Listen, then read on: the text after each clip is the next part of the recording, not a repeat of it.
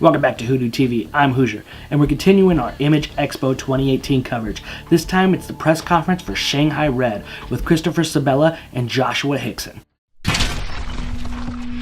You are now watching WhoDooTV.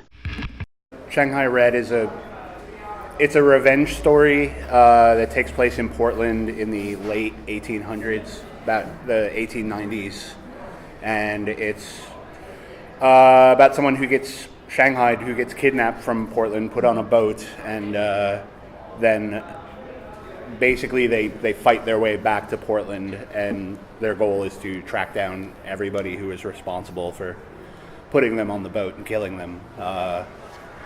So, like, at its heart, it's a revenge story, but there's also a lot of stuff about, like, family and community and identity.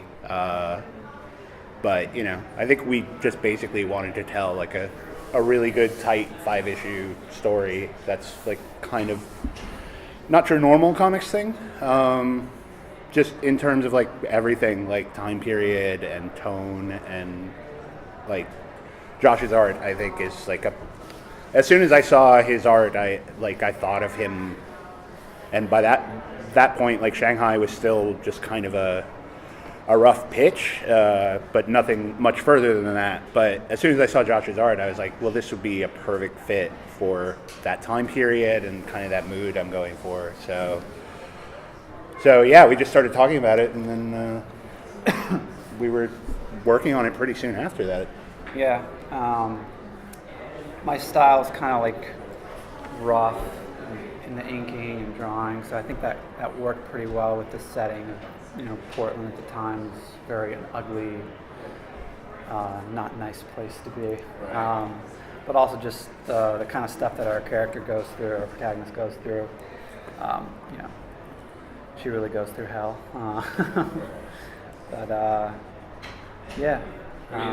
Since you guys have not worked together before this book, right? No. You know, when I followed Chris and, you know, his body of work and stuff, so it's a pleasure to meet you and get to know your work. And I'm just wondering, when Chris reached out to you, or however you guys ended up getting initially hooked up, did you go on and look at some of the work that Chris had done? Yeah, I was actually aware of a lot of his books. I think I went out that day and read Dead Letters, the book that he was working on at the time, and I just absolutely loved it. So it's kind of a no-brainer for me to work with him. Yeah. So a lot of times, Chris, I feel like characters in your books obviously have these enormous flaws, but there's definitely like I wouldn't go so far as to say like a hayseed center to them, mm-hmm. But there's a real richness in just their humanity, and I wonder when you're doing a piece like Shanghai Red, like to you, are all these different characters, are they all just humans, or do you try to put yourself in that period or time? Like, what's more important to you, character or the setting that they're in? I mean, character is most important to me in everything I do. I mean, I feel like you could have the coolest concept in the world, but if you're just hanging in on cardboard characters, it's not going to last very long. Like, people show up for the concept and they stick around for characters that they care about or who at least, like, intrigue them. Like, I feel good about the fact that, like, I've written some characters that are completely unlikable from a glance and might be the entire time you read the book. And to some people, like, they love those people because, like, they can see the things that they're screwed up about are, you know, we're all screwed up about multiple things. So I'm just not interested in writing about, like, people who have their shit together, because I certainly don't, and I don't know anybody who does, really. So I mean, I definitely probably push it a little bit. I don't know, I've always liked characters that it's kind of a struggle that for you to like them. I mean, some of my best friendships have started with, like, I don't know how I feel about you, and now we're, like, best friends. So I feel like, yeah, character overall. I mean, setting was a big part of this book because it just has to be, like, so I mean, that was a huge part of it, but I think that also just kind of helped informed the character, like knowing what Portland was like back in the 1890s, and our character also, like, as part of her backstory, like, she moved with her mother and sister across the country, like 3 women on a wagon, trying to get across America. So, like, just sort of a lot of ugliness all around, and I think, like, a lot of that informs who Red is, and sort of why she does what she does from the first issue on. And how did you two connect? Tumblr. It's the only time Tumblr has been useful to me. I can't remember the order if Josh followed me or I followed him, but one of us followed the other, and then I remember just messaging him and being like, "Hey, I'm a writer, and I think your stuff looks really great, and I was wondering if maybe you'd want to work on something." And I was like, "Okay, well, that's a message I just sent into the ether and probably never be seen," or like, I was like, "Well, this dude's good. Like, he's probably been snagged by somebody." And then he hit me back sort of right away and was like, "That sounds really cool." So it was funny because I had gotten a few of those kind of messages or emails of people like, "Oh, I want you to write my 400-page steampunk graphic novel," and I thought it was that, and I was like, "Ah, God damn it." And then I went and I saw that, and I saw the Dead Letters page, and I was like, "Oh," because I'd heard the book, and I was instantly stoked. Did you have you done as much sequential work, before you sat down to do this? I still sort of consider myself a noob, obviously, but I had just gotten out of school.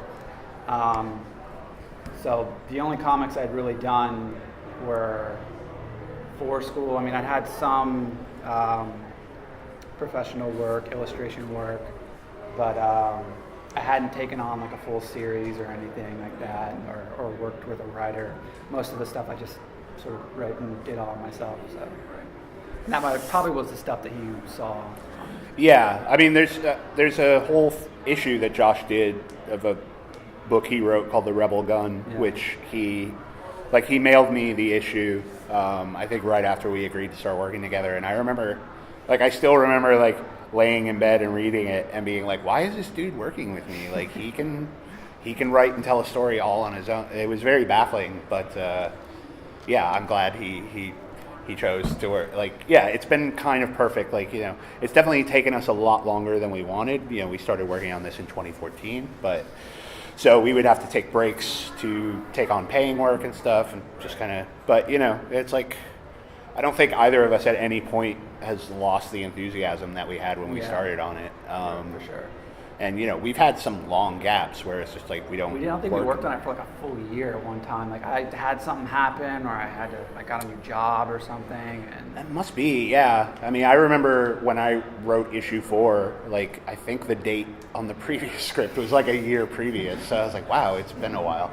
But at no point am I ever like, I'm completely lost about what's going on, or like I don't feel like I know all these characters like I used to. Like, it's just kind of stuck inside me. So like Josh's art just gets better from issue to issue. So like, I'm just excited to kind of get it all together. And like, I don't know, people who know my writing should dig it, but I feel like this is like Josh's coming out party. Like, I think he's just really, really good and deserves to like blow up. So I'm excited that like I'm the dude who he's sort of going to the dance with, even though he'll probably be leaving with someone else. Thanks for watching, and we want to thank Joshua and Christopher for spending some time with us. Subscribe with us here at YouTube. Also follow us at Twitter at WhoDooTV. We also want to thank our friends over at Outright Geekery. Check them out for everything geeky.